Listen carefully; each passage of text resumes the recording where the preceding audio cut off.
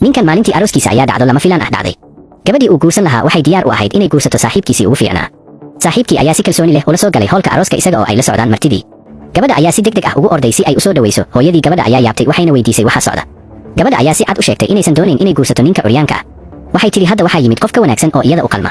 hooyadeed waxay xasuusisay in ninka iyo saaxiibkiis ay ahaayeen saaxiibo tan iyo carruurnimadoodii, laakiin saaxiibkii ayaa si kibir leh u jawaabay. wuxuu yidhi inuu hantidiisa ka dhistay eber ilaa uu noqday nin aad u taajir ah. wuxuu yidhi ninka kale waa curyaan aan xitaa istaagi karin, sidee ayuu saaxiib u noqon karaa? gabadhiina way raacday hadalkiisa waxayna tidhi ninku mar dambe uma qalmo. waxay ku amartay inuu meesha ka tago, markaas ninkii wuu xanaaqay. wuxuu yidhi haddii ay ogaadaan cidda uu dhab ahaantii yahay way ka shalayn doonaan.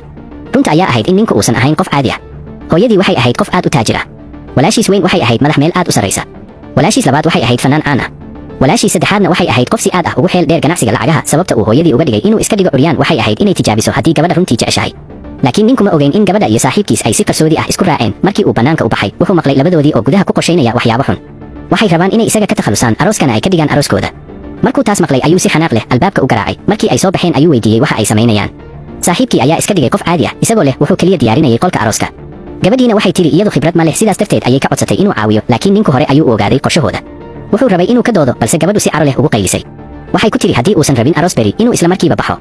markaas ninku wuu iska baxay. markuu hoos u degay ayuu wacay hooyadii. wuxuu u sheegay in aroos beri uusan dhigi doonin, balse uu qaban doono kulan uu ku kala tagayo gabadha.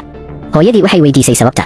ninku wuxuu u sheegay runta. gabadha iyo saaxiibkiis ayaa si qarsoodi ah u wada socda. hooyadii waxay rabtay inay isla markiiba joojiso ganacsiga shirkadda saaxiibka, laakiin ninku wuxuu ku yidhi ha degdegin. wuxuu rabay inay si buuxda u fashilmaan. hooyadii way ku raacday qorshihiisa. isla waqtigaas gabadh taajir ah ayaa ag maraysay. tuug ayaa isku dayay inuu ka qaato boorsadeeda isagoo ka faa'iidaysanaya inay telefoon ku mashquulsan tahay. wuu ka orday boorsadii. gabadhii waxay codsatay caawimaad dadka ag jooga, laakiin cidna ma soo faragelin. ninkii kursiga curyaanka saarnaa ayaa istaagay oo si degdeg ah u orday. hallaad ayuu ku dhuftay tuugii, dhulka ayuu ku dhacay. tuugii markuu arkay in xaaladdu xun tahay wuxuu soo saaray hub si uu ugu hanjabo, laakiin ninku ma cabsan. wuxuu ku qayliyey inuu dilo haddii uu rabo maadaama noloshiisa uu ka daalay. gabadha uu jeclaa ayaa khiyaantay, saaxiibkiisna wuu khiyaamay. tuugii markuu arkay ninka oo aad u xanaaqsan wuxuu tuuray boorsadii oo wuu cararay. gabadha taajirka ah ayaa timid si ay ugu mahadceliso. waxay weydiisay waxa ku dhacay. ninku wuxuu u sheegay sheekadiisa murugada leh. markaas ayuu mar kale ku fadhiistay kursigiisii. gabadhu waxay weydiisay waxa ku dhacay lugihiisa. ninku wuxuu yidhi ma istaagi karo muddo dheer, waxaana jira khatar uu si dhab ah u curyaamo. gabadhu waxay weydiisay haddii ay wax ka caawin karto. ninku si kaftan ah ayuu u yidhi haddaba i guurso oo nolosha oo dhan i daryeel. gabadhu markii hore ma fahmin inuu kaftamayo. ninku wuxuu sharaxay inuu kaftamayay, wuxuuna yidhi xitaa qofkii uu badbaadiyey ayaa khiyaamay. yaa dunida ku jeclaanaya isaga? markuu damcay inuu baxo gabadhii waxay tidhi waxay go'aansatay inay guursato. ninkii aad buu ula yaabay wuxuuna weydiiyey sababta. gabadhu waxay tidhi iyada ayaa doonaysa. ninku uu dhoola caddeeyey wuxuuna yidhi haddii ay run tahay wuxuu siin doonaa wax kasta oo u fiican. markaas gabadhii waxay wacday hooyadeed waxayna u sheegtay inay beri guursanayso. maalintii xigtay ninkii iyo gabadhii hore ayaa yimid goobtii arooska. dadku waxay rabaan inay maqlaan sheekadooda jacayl, laakiin ninku si toos ah ayuu u sheegay sida uu ku dhaawacmay. wuxuu sheegay inuu baabuur ku dhacay isagoo badbaadinaya gabadha, taasina ay sababtay dhaawaciisa. dadkii ayaa bilaabay inay hadal hoose isku sheegaan. hooyadii gabadha ayaa weydiisay waxa uu ula jeedo. ninku wuxuu yidhi maanta aroos ma aha, waa kala tag. dadkii oo dhan way yaabeen maxaa yeelay waxay u malaynayeen inuu yahay nin qoys caadi ah ka soo jeeda oo aan hanti lahayn. sidee ayuu sidaas u oran karaa? hooyadii gabadha ayaa ku eedaysay inuu gabadheeda sumcad dilayo. ninku wuxuu yidhi haddii aad rabto inaad ogaato waxa ay samaysay iyada ha kuu sheegto. gabadhu weli way diiday. waxay tidhi weligeed ma doonayn inay guursato nin isaga la mid ah. ninkuna wuxuu yidhi haddii adiga aadan i rabin micnaheedu maaha in qof kale uusan i rabin. wuxuu sheegay inuu hore u helay qof kale oo uu noloshiisa ku farxi doono.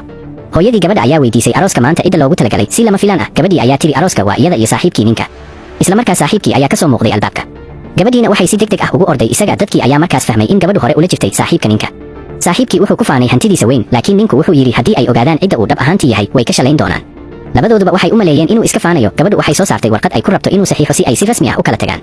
laakiin ninku warqaddii isla meesha ayuu ku jeexjeexay. wuxuu yidhi wax yar kadib xaaskiisu way iman doontaa, qof walbana ha banaaneeyo jidka. dadkii waxay u maleeyeen inuu riyoonayo, laakiin si lama filaan ah albaabkii ayaa furmay. gabar aad u qurux badan oo xirnayd dharka arooska ayaa gudaha soo gashay.